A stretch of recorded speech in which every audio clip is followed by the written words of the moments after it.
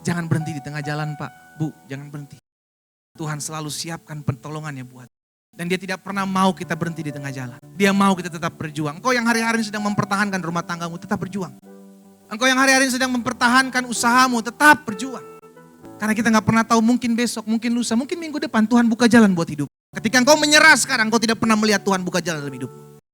Saya bagikan ini buat setiap kita sebagai umat Tuhan yang menyadari bahwa Yesus menyiapkan segala sesuatu buat setiap kita. Yesus menyediakan segala sesuatu buat setiap kita.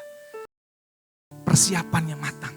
Karena dia tahu rencana apa yang dia sudah siapkan buat setiap kita. Karena Yesus sudah menyediakan segala sesuatu, maka belajar jadi berkat. Selalu saya ingatkan kepada jemaat Tuhan, masalah saya, pergumulan saya ada Tuhan yang menyelesaikan. Masalah orang-orang di sekeliling saya, ada saya yang dipakai Tuhan untuk menjadi perpanjangan tangan Tuhan. Pegang prinsip itu.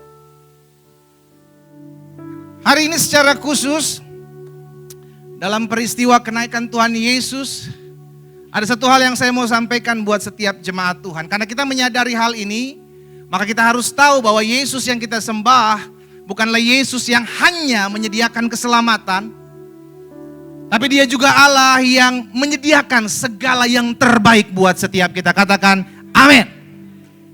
Iya kan? Itu terbukti ketika kita merayakan Natal, peristiwa kelahiran Tuhan Yesus. Setelah Yesus lahir, maka apa yang terjadi selanjutnya? Maka Yesus harus mati, dia harus disalibkan. Peristiwa Jumat Agung. Setelah dia mati disalibkan, dia bangkit. Itu membuktikan bahwa maut sudah dikalahkan. Bukan buat dirinya, tapi buat saudara dan saya. Peristiwa ketiga. Dan peristiwa keempat hari ini yang kita rayakan. Bukan hanya bangkit, tapi dia naik ke surga. Untuk apa? Dia menyediakan surga buat saudara dan saya. Itu sebabnya Yesus berulang-ulang, kamu adalah warga kerajaan surga. Jangan bangga dengan roh-roh yang takluk kepadamu, Yesus bilang. Tapi banggalah ketika apa? Namamu terdaftar, sama-sama taruh tangan kanan kita di dada. Karena Yesus, nama saya terdaftar di surga. Kasih tepuk tangan yang meriah buat Tuhan. Ini jadi satu kebanggaan buat setiap kita. Dan pada akhirnya yang kelima, 10 hari ke depan, kita akan melihat bagaimana kita merayakan peristiwa Pentakosta, di mana Roh Kudus dicurahkan buat setiap kita. Itu bukti bahwa kita tidak pernah ditinggalkan sendiri. Ini yang selalu saya bilang, rangkaian mulai dari kelahiran sampai Yesus curahkan Roh Kudusnya buat setiap kita. Itu bukti Tuhan menyediakan yang terbaik, rangkaian dalam kehidupan kita. Dan ini yang selalu saya bilang berulang-ulang, Yesus bukan hanya Allah yang mati menyelamatkan kita, setelah itu dia tinggalkan kita. Karena ada pengajaran yang berkata seperti itu. Yesus cuma mati saja, setelah itu dia pergi meninggalkan, dia balik ke surga, udah gitu dia biarin kita. No, dia Yesus yang memelihara setiap hari kehidupan kita.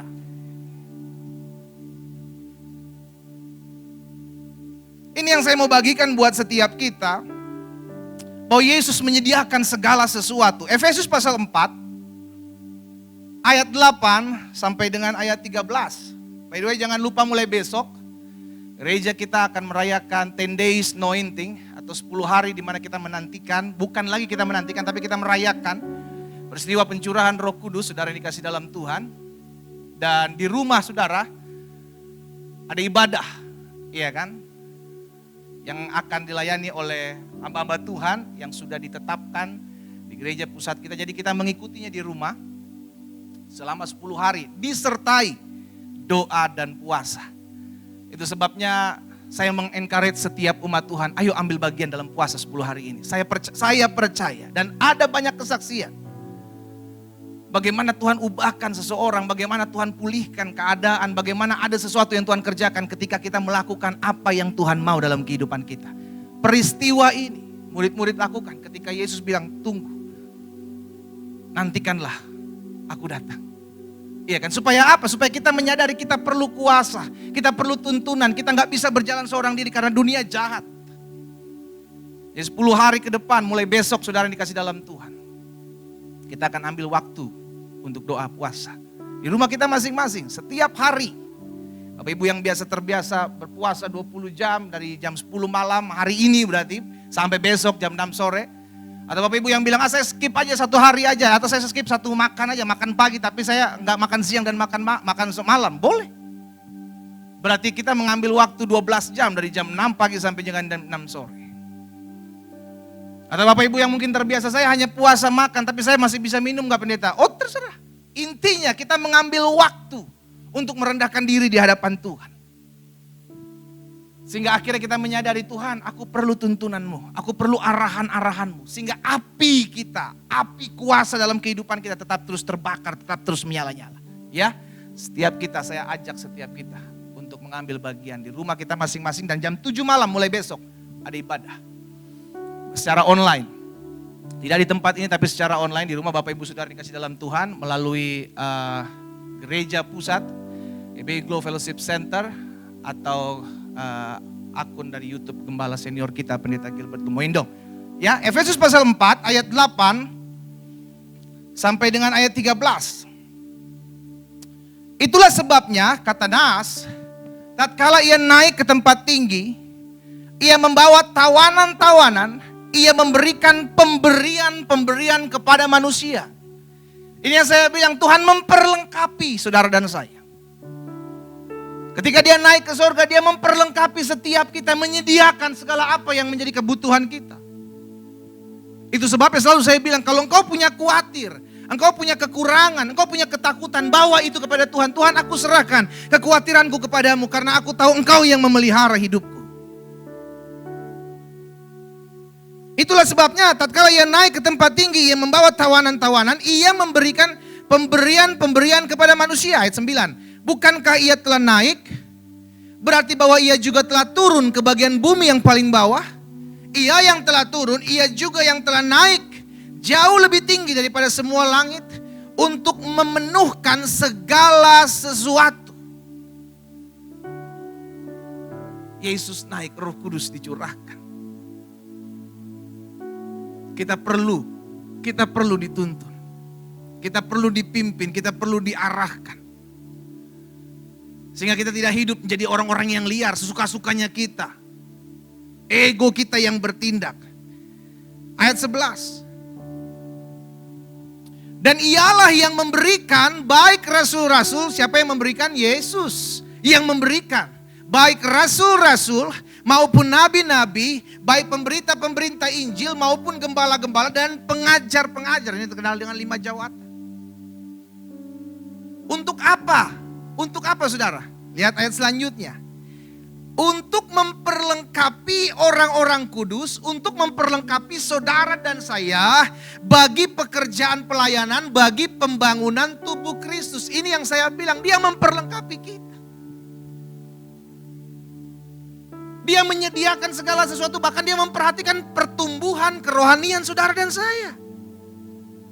Kerinduan dia supaya kita bertumbuh dewasa dalam pengenalan akan Tuhan. Bukan hanya sekedar jadi terima Yesus ya udahlah. No, Tuhan pimpin, Tuhan arahkan setiap kita supaya kita tahu yang Tuhan kehendaki adalah menghasilkan buah, buah pertobatan, buah jiwa-jiwa, buah melayani, buah memuliakan Tuhan. Bagaimana caranya? Roh Kudus harus dicurahkan, harus memperlengkapi gereja Tuhan. Untuk memperlengkapi orang-orang kudus bagi pekerjaan pelayanan, bagi pembangunan tubuh Kristus. Sampai kapan? Ayat 13. Sampai kita semua telah mencapai kesatuan iman dan pengetahuan yang benar tentang anak Allah. Apa dikatakan selanjutnya? Kedewasaan penuh. Tuhan gak mau setiap kita orang percaya jadi orang percaya yang kekanak-kanakan. Tuhan mau setiap kita jadi orang percaya yang dewasa. Karena ketika Kristus datang kali yang kedua, dia diumpamakan sebagai mempelai pria. Siapa mempelai pria? Yesus. Siapa mempelai wanita? Gereja Tuhan. Itu sebabnya sebagai mempelai wanita kita harus bertumbuh dewasa. Karena yang layak menikah adalah orang yang sudah dewasa. Harus bertumbuh dewasa, harus mengenal. Dan tingkat pertumbuhan yang sesuai dengan kepenuhan Kristus. Jadi lihat saudara, dia bukan Allah hanya yang menyelamatkan kita mati di atas kayu salib lalu pergi meninggalkan kita seorang diri. No, dia juga mempersiapkan segala sesuatu matang. Selalu saya umpamakan begini saudara, Kau dipercayakan memiliki keturunan. Apakah engkau tidak mempersiapkan segala sesuatu buat anak-anakmu? Saya pikir tidak. Saudara mempersiapkan yang terbaik buat anak-anak saudara. Mulai sejak dini saudara mikirin apa yang bisa saya buat anak ini. Setelah dia sekolah apa yang saya bisa lakukan buat anak ini. Apa yang bisa saya berikan buat ini. Anak ini akan saya persiapkan seperti apa. Kira-kira seperti itu. Orang tua yang sebagai manusia aja kita mempersiapkan anak-anak kita untuk menjadi anak-anak yang dahsyat. Apalagi Bapa kita di sorga. Mempersiapkan segala sesuatu. Jadi jangan khawatir ketika kita diperhadapkan dengan tantangan. Masih ada Tuhan. Bilang kanan kirinya masih ada Tuhan. Iya kan? Masih ada Tuhan. Dia Tuhan yang menyiapkan segala sesuatu yang terbaik buat saudara dan saya. Yohanes pasal 14. Ayat 1 sampai dengan ayat 4. Janganlah gelisah hatimu. Percayalah kepada Allah, percayalah juga kepadaku. Di rumah Bapakku banyak tempat tinggal. Sama-sama bilang sama saya, di sorga gak kekurangan tempat. Lihat kanan kirinya, masih ada tempat buat kamu. Iya kan?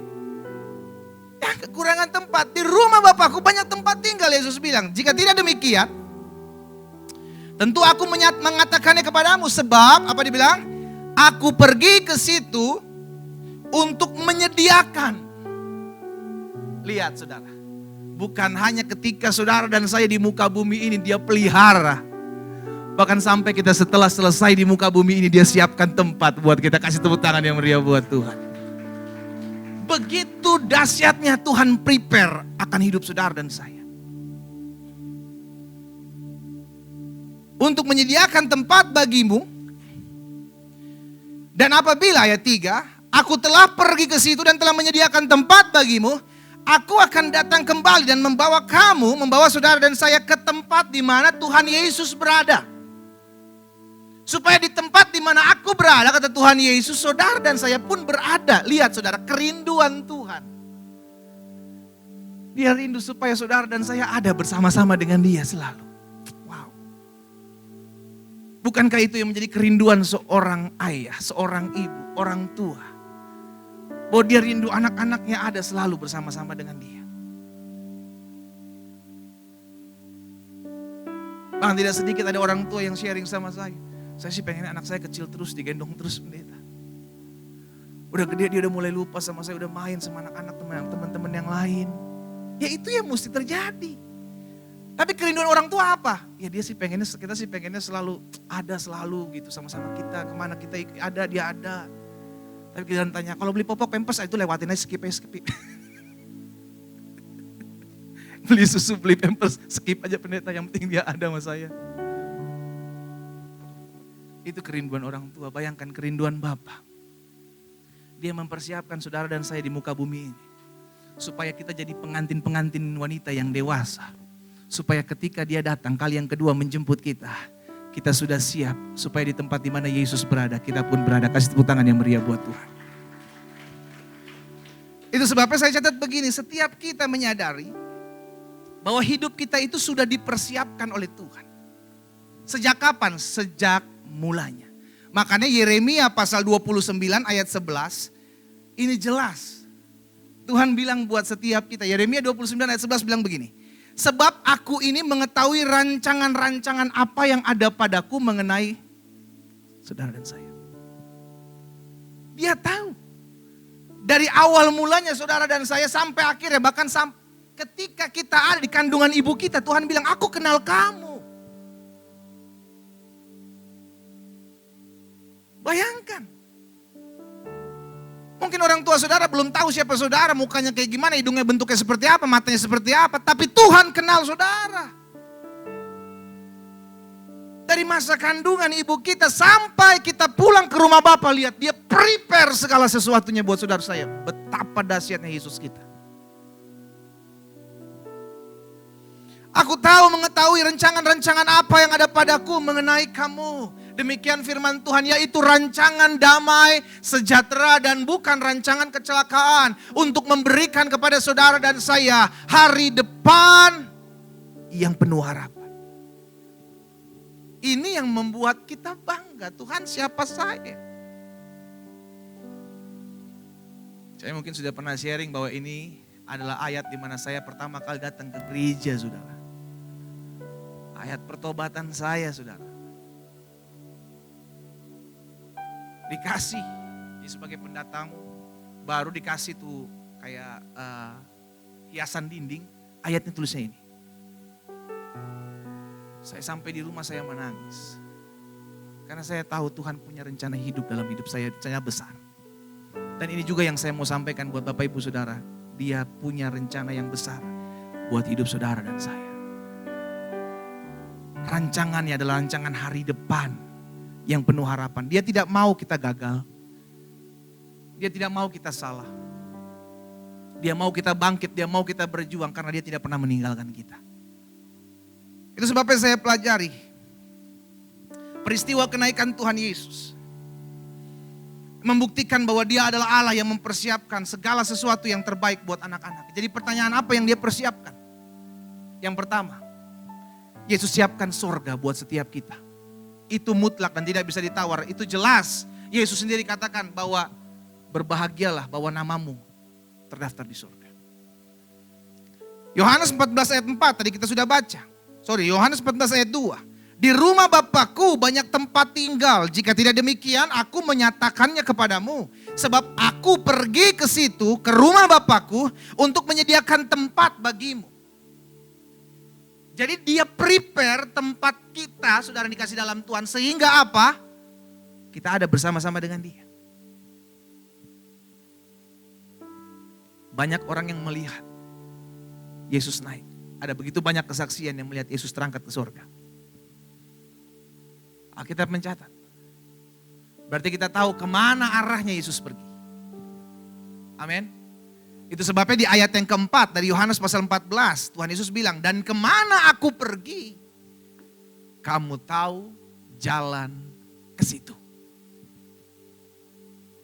Kemana Yesus pergi? Jelas kita tahu dan kamu tahu. Makanya Yesus bilang selanjutnya, akulah jalan dan kebenaran dan hidup. Tidak ada seorang pun dapat sampai kepada Bapa kalau tidak melalui aku. Jalannya apa? Ya Yesus jalannya. Jadi orang yang mengalami perjumpaan dengan Yesus, orang yang memiliki Yesus, dia sudah memiliki jalan untuk bersama-sama dengan Yesus. Ada di sorga. Itu sebabnya kita harus berani berkata sama seperti yang Rasul Paulus katakan, mati adalah sebuah keuntungan bagiku. Kenapa? Karena selesai penderitaan kita di muka bumi. Buat orang-orang dunia, meninggal, mati, menakutkan. Kenapa? Karena gak ada kepastian. Dan habis masa senang-senang di muka bumi ini. Tapi kita sebaliknya, kita habis masa penderitaan kita. Tidak ada lagi air mata. Kita disambut untuk melihat kemuliaan Tuhan. Tapi jangan sekarang. Yang buru-buru. Masih banyak tugas. Makanya Rasul Paulus bilang selanjutnya. Kalaupun aku harus hidup memberi buah. Maksudnya apa? Jadi berkat. Jadi berkat bagi sesama. Bisa dinikmati oleh orang-orang di sekelilingmu. Apapun yang bisa engkau buat. Makanya selalu saya bilang gereja ini terbuka untuk orang yang mau melayani Tuhan. Ayo siapa yang mau melayani? Melayani apa yang kau bisa lakukan. Karena engkau ada untuk kemuliaan Tuhan. Sehingga Alkitab katakan apa? Supaya orang melihat perbuatanmu yang baik dan mempermuliakan Bapamu di sorga. Tujuan hidup kita itu, tujuan hidup orang percaya itu. Diciptakan untuk kemuliaan Tuhan. Makanya tadi saudara lihat baru kan? Nah, lihat orang-orang muda sejak masa muda. Sudah menari-nari buat Tuhan. Ini kalau besar sedikit nih saya mau kasih semua nih penari-penari semua. Iya kan? Bapak-bapak boleh Pak? Boleh kalau bisa nari. Cuman kira-kira keren enggak? Kayak kurang deh. Bapak-bapak sama ibu-ibu di bawah aja. Terima tamu, ngajar sekolah minggu. Tapi saya gak melarang, ayo melayani. Karena engkau ada untuk menghasilkan buah. Pastikan hidup melayani Tuhan. Sudah berapa lama engkau jadi Kristen? Berapa lama engkau ibadah sama Tuhan? Sudahkah engkau melayani Tuhan? Layani Tuhan, ayo layani Tuhan ya. Jadi apa yang sudah Yesus siapkan buat setiap kita? Yang pertama Yesus siapkan sorga buat setiap kita. Kita tahu jalan ke sana. Yesuslah jalan itu. Itu sebabnya saya bilang buat orang-orang muda, jangan pernah pergi tinggalkan Yesus oleh karena apapun juga. Jangan pernah tinggalkan Yesus oleh karena pasangan hidup. Jangan tinggalkan Yesus oleh karena harta, kedudukan. Jangan tinggalkan Yesus oleh karena tawaran-tawaran apa. Jangan tinggalkan Yesus, engkau tinggalkan Yesus, engkau tinggalkan sorga.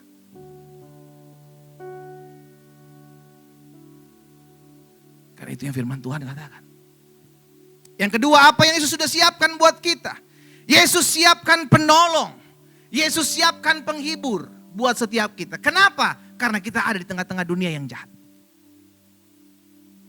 Aku mengutus engkau seperti domba ke tengah-tengah kawanan serigala. Itu sebabnya Yesus tidak mau meninggalkan kita sendiri. Kenapa? Karena dia butuh penolong, kita butuh penghibur. Dalam kita mengiring Tuhan tidak gampang. Untuk terima Yesus gampang, cukup percaya dalam hati. Mengaku lewat mulut, engkau diselamatkan. Tapi untuk ikut Yesus, sangkal diri pikul salib bos. Setiap hari, bukan cuma hari Minggu. Sebabnya kalau engkau dikhianati, ingat saya harus sangkal diri. Engkau dikecewakan, ingat saya harus pikul salib. Karena tidak mudah ikut Yesus. Karena apa? Karena jaminannya sorga. Di sorga gak ada orang gampang-gampang menyerah. Dia kuat. Di bumi inilah kita dilatih. Untuk memuji, menyembah Tuhan. Yesus siapkan penghibur. Yesus siapkan penolong buat kita. Karena kita seperti domba di tengah-tengah kawanan serigala. Yohanes 14 ayat 16. Aku akan minta kepada Bapa dan ia akan memberikan kepadamu seorang penolong yang lain supaya apa? Ia menyertai kamu selama-lamanya. Bukan cuma hari ini Pak, bukan cuma seminggu Pak, Bu, bukan cuma sebulan, bukan cuma setahun. Every single day. Setiap hari, setiap saat. Dia menyertai saudara dan saya. Itu sebabnya namanya disebut Immanuel. Allah yang sekali-kali tidak pernah meninggalkan kita. Allah yang sekali-kali tidak pernah membiarkan kita. Ya, jadi pastikan kita mengerti di dunia ini kita tidak pernah berjalan seorang diri. Yesus sudah siapkan buat kita penghibur, penolong. Kalau kau sedang tertekan, kau sedang depresi, kau harus tahu kemana saya harus melangkah. Aku perlu penghibur, aku perlu penghiburan. Jangan cari penghiburan di dunia gelap. Cari penghiburan dari Roh Kudus. Kan Roh Kudus yang menghibur. Itulah yang disuruh oleh Bapa. Makanya dikatakan selanjutnya Yohanes 16 ayat yang ke-7. Yohanes 16 ayat yang ke-7. Namun benar yang kukatakan ini, kata Yesus, adalah lebih berguna bagi kamu jika aku pergi. Sebab jika aku tidak pergi, penghibur itu tidak akan datang kepadamu. Tapi jika aku pergi, aku akan mengutus dia. Penghibur itu akan aku utus kepadamu.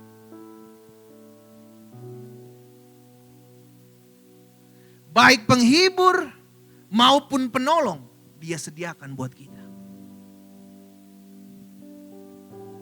Karena dia tahu, dalam dunia ini kita juga berjuang. Jadi jangan pernah bilang sama Tuhan, Tuhan gak ngerti ya penderitaan saya ngadepin suami saya yang keras kepala batu, tegar tengkuk. Tuhan gak ngerti ya. Ketika saya ngalapin istri saya berubah tapi dia gak berubah-berubah, Tuhan gak tahu ya. Tuhan tahu bos. Dia ngerti. Itu sebabnya dia kasih penolong, dia kasih penghibur supaya apa? Datang sama dia. Sama-sama bilang sama saya, datang sama Yesus. Yesus sudah buka tangan dan berkata, mari kepadaku hai kamu yang letih lesu dan berbeban berat, aku akan berikan kelegaan kepada kamu. Sekarang jadian kita, mau gak kita datang sama Tuhan? Atau kita masih kekeh, kita tetap mempertahankan harga diri dan ego kita. Enggak Tuhan, saya masih kuat, saya masih sanggup. Biarkan Tuhan selesaikan masalah yang lain aja, saya sendiri aja. Kita perlu penolong, kita perlu penghibur. Itu sudah disediakan oleh Yesus buat saudara dan saya. Itulah karya Roh Kudus. Yang ketiga, apa yang Yesus sudah siapkan buat kita? Yang pertama, Yesus siapkan surga buat saudara dan saya. Dialah jalan satu-satunya ke sana. Yang kedua, Yesus sudah siapkan apa? Penghibur dan penolong. Karena Yesus tahu di dunia ini gak gampang ngejalanin hidup. Dan yang ketiga, apa yang Yesus sudah siapkan buat setiap kita? Yesus siapkan damai sejahteranya buat kita. Karena seringkali kita kehilangan damai sejahtera. Ya kan, sampai ada orang bilang begini, pendeta, saya kalau di gereja tuh rasa damai banget. Tapi kalau saya pulang ngeliat suami saya, aduh enak, langsung hilang damai saya. Suami yang dengar juga gak mau kalah. Gue juga begitu, pendeta. Saya kalau damai banget kalau di gereja, di rumah Tuhan gitu. Tapi kalau ngeliat pulang rumah langsung, kayaknya tuh ada yang curi damai sejahtera saya. Mungkin istri saya ambil damai sejahtera buat dia sendiri, sampai saya kesel ngeliat muka dia. Saudaraku, Yesus damai sejahtera itu. Yesus menyediakan damai sejahteranya karena seringkali di dunia ini kita sedih. Yesus sediakan damai sejahtera karena seringkali di dunia ini kita merasa takut. Dia sediakan damai sejahteranya buat kita. Makanya firman Tuhan jelas katakan Yohanes 14 ayat 27. Yesus bilang apa? Yohanes 14 ayat 27 Tuhan Yesus bilang begini. Damai sejahtera kutinggalkan bagimu. Apa yang ditinggalkan oleh Tuhan Yesus? Damai sejahtera. Kutinggalkan kepadamu. Damai sejahteraku kuberikan kepadamu. Bayangin, bukan cuma damai sejahtera yang kau dapati, tapi damai sejahteranya di Yesus sendiri. Dia bagikan buat saudara dan saya. Damai sejahteraku kuberikan kepadamu. Dan apa yang kuberikan tidak seperti apa yang diberikan oleh dunia kepadamu. Jangan gelisah dan jangan gentar hatimu. Apa maksudnya Yesus? Apa yang dia berikan tidak sama dengan apa yang dunia berikan. Apa yang dunia berikan sifatnya sementara. Contoh, kau baru gajian, damai sejahtera gajian. Bayar utang habis, hilang damai sejahteramu. Itu damai sejahtera dunia. Sementara. Ketika semua sekeliling kita menyambut kita, bersorak-sorai buat kita, kita damai. Tapi ketika semua mengecewakan kita, hilanglah damai sejahtera kita. Itu bukan damai sejahtera. Kesenangan, kebahagiaan. Tapi damai sejahtera Kristus tidak tergantung dengan keadaan. Ini yang selalu saya bilang berulang-ulang. Engkau dikecewakan, engkau dilukai, engkau disakiti, engkau tetap memiliki damai sejahtera. Kenapa? Karena Yesuslah damai sejahtera kita. Selama engkau punya Yesus, harusnya engkau memiliki damai itu. Betul kita masih bisa dikecewakan, betul kita masih bisa disakiti Pak, betul kita masih bisa dihianati Bu, bisa. Tapi selalu Yesus menyediakan damai sejahteranya. Damai sejahtera ku tinggalkan kepadamu, damai sejahtera ku berikan padamu. Apa yang kuberikan tidak seperti yang diberikan oleh dunia kepadamu, jangan gelisah dan jangan gentar. Berarti damai sejahtera itu tidak pernah hilang. Sama-sama taruh tangan kanan kita di dada. Jemaat Tuhan yang di rumah juga dong, ayo dong. Sama-sama taruh tangan kanan kita di dada. Sama-sama bilang sama saya, damai sejahtera Tuhan selalu hadir dalam hidup saya. Haleluya. Nah, saya pelajari begini. Karena Yesus sudah menyiapkan segala sesuatu dan dia sudah siapkan surga buat kita. Dia sudah siapkan damai sejahteranya, dia sediakan penolong, dia sediakan penghibur buat kita. Maka bagian kita, ini mesti ngerti. Bagian Tuhan menyediakan. Dia sudah prepare segala sesuatunya. Tapi bagian kita sebagai anak-anak Tuhan ada yang harus kita jalani. Yang pertama yang harus kita lakukan, karena Yesus sudah menyiapkan segala sesuatu bagi kita, maka yang pertama jangan takut, jangan khawatir menghadapi apapun. Itu dulu.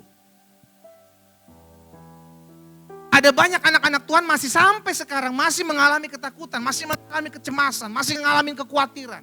Kenapa? Karena merasa berjuang seorang diri.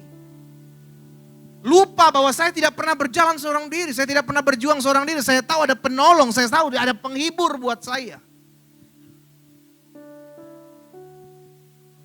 Jadi yang pertama itu yang harus kita lakukan. Jangan lagi takut, jangan lagi khawatir menghadapi apapun. Ingat selalu kebenaran firman Tuhan, aku tidak pernah dibiarkan berjalan sendiri. Ketika ada ketakutan, ketika ada kekhawatiran yang mulai menghampiri hidupmu, ingat, back to Bible, kembali ke firman Tuhan. Ketika engkau mulai merasa sakit di bagian tubuhmu ini, di bagian tubuhmu, ingat apa yang menjadi janji Tuhan. Perkatakan itu. Sehingga engkau hidup bukan berdasarkan perasaan, engkau hidup bukan berdasarkan keadaan, engkau hidup berdasarkan firman Tuhan. Karena perasaan-perasaanmu seringkali membuat engkau sedih, kecewa, marah. Keadaanmu juga sering membuat engkau sakit hati, luka, kepahitan. Tapi kita hidup bukan berdasarkan perasaan dan keadaan. Kita hidup berdasarkan firman. Itu yang menjadi janji Tuhan. Bagian kita yang pertama, jangan takut, jangan khawatir dalam menjalani hidup. Itu sebabnya Tuhan ingatkan kepada Yosua. Dan saya berharap kita pegang hal ini. Yosua pasal 1 ayat yang 9. Bukankah telah kuperintahkan kepadamu, kuatkan dan teguhkanlah hatimu. Jangan kecut dan tawar hati sebab Tuhan Allahmu, apa dibilang? Menyertai. Yosua memiliki ketakutan. Jangankan saya yang masih muda, Musa aja yang punya pengalaman bersama Tuhan membelah Laut Merah, hampir lempari batu. Apalagi saya yang masih muda. Itu ketakutan Yosua ketika dipercayakan Tuhan memimpin bangsa Israel. Siapa saya Tuhan? Makanya Tuhan tetapkan hati yang teguhkan hati Yosua. Kuatkan Yosua dan teguhkanlah hatimu. Jangan kecut, jangan tawar hati sebab Tuhan Allahmu menyertai engkau kemanapun engkau pergi. Wow, itu jaminan yang membuat Yosua kuat. Ya Tuhan, aku percaya. Sekalipun bangsa Israel adalah bangsa yang kepala batu susah diatur, tegar tengkuk. Tapi aku tahu Tuhan menyertai aku. Dan kalau Tuhan menyertai aku, segala perkara dapat kutanggung dalam Yesus yang memberikan kekuatan kemenangan buat hidupku. Jadi yang pertama, karena Yesus sudah menyiapkan segala sesuatu bagi kita, maka jangan takut, jangan khawatir dalam menjalani hidup, tapi apa? Kuatkan dan teguhkanlah hati. Yang kedua, karena Yesus sudah menyiapkan segala sesuatu bagi kita, maka jangan lagi hidup untuk diri kita sendiri. Ada sindrom akhir zaman yang berbunyi me, myself, and I. Saya, dan saya. Saya gak peduli tetangga saya suka apa enggak, yang penting saya berhasil, yang penting saya diberkati. Saya gak peduli orang lain susah, yang penting saya naik. Sekalipun saya harus mengikut orang sebelah saya, menginjak orang di bawah saya, menarik orang yang di atas saya, yang penting saya dipromosikan, saya lakukan. Wah, itu jahat. Itu jahat, tapi itu yang terjadi. Menyenangkan diri sendiri, hanya saya dan saya. Rasul Paulus jelas katakan, hidupku bukan aku lagi, melainkan Kristus yang hidup di dalam aku. Karena Yesus sudah menyediakan segala sesuatu, maka belajar jadi berkat. Selalu saya ingatkan kepada jemaat Tuhan, masalah saya, pergumulan saya ada Tuhan yang menyelesaikan. Masalah orang-orang di sekeliling saya, ada saya yang dipakai Tuhan untuk menjadi perpanjangan tangan Tuhan. Pegang prinsip itu. Kenapa? Karena ada banyak orang berkata, bagaimana saya bisa jadi berkat pendeta kalau saya aja masih punya masalah. Saya aja masih punya pergumulan, bagaimana saya bisa nguatin orang lain? Engkau punya masalah, engkau punya pergumulan, ada Tuhanmu yang menyelesaikan masalahmu. Tapi ada orang lain yang punya masalah pergumulan, engkau ada di dalamnya. Jadi berkat buat mereka. Sehingga tidak ada yang menghalangi kita sekalipun kita masih punya beban masalah. Kita tetap bisa mempermuliakan nama Tuhan dengan menguatkan orang lain. Jangan masuk dalam jebakan iblis yang hanya mementingkan saya, dan saya. Ada waktunya kita selesai di muka bumi ini dengan segala apa yang Tuhan titipkan buat kita. Kita cuma pengelola kok Pak, Bu. Kita cuma pengelola. Apa yang Tuhan titipkan pada kita saat ini dipercayakan. Sehingga engkau menjadi orang-orang yang tetap berguna. Itu sebabnya Yesus bilang kau adalah garam dunia, kau adalah terang dunia. Kenapa terang, kenapa garam? Karena terang berfungsi untuk menyinari, ada fungsinya untuk menerangi. Garam berfungsi untuk menyedapkan makanan, untuk mengobati. Ada gunanya. Sekarang jadi pertanyaan, hidup kita ada gunanya gak? Halo? Lihat kanan kirinya. Lu berguna gak? Lihat. Ya biar kita sadar hidup kita berguna gak? Oh saya berguna pendeta, buat siapa? Buat diri saya sendiri.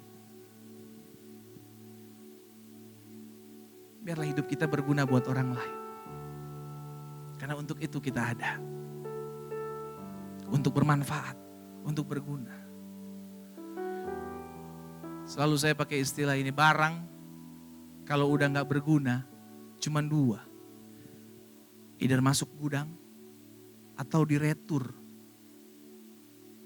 Maksudnya, kalau mau udah diretur sekarang mau. Cuman dua. Barang udah gak berguna, di mana diapain?